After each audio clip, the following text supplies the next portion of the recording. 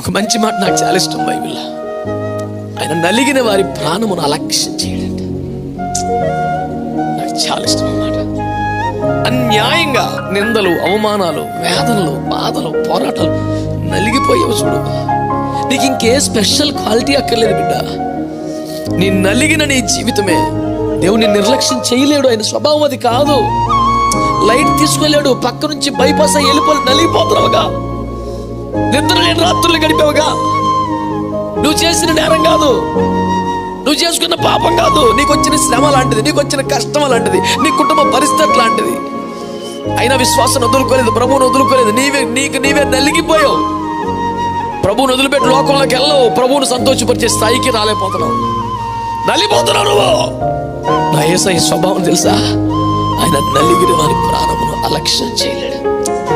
అనలేడు, ఆయన వల్ల కాదు.